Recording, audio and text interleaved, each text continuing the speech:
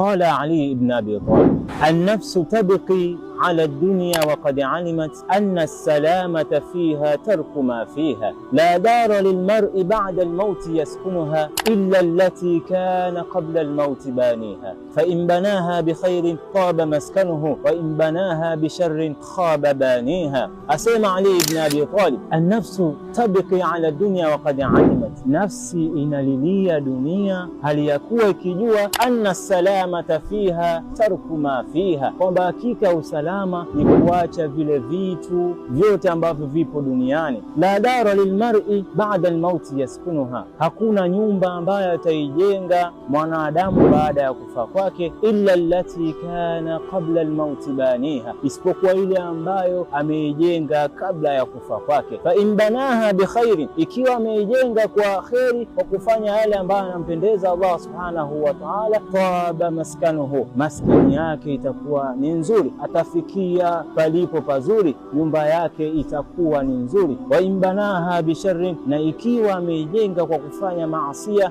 khaba baniha, basi makazi yake yatakuwa ni ya shari, makazi yake yatakuwa ni motoni. Faliyadhu billah. Allah subhanahu wa ta'ala atujalie na atupe salama siku ya Kiyama.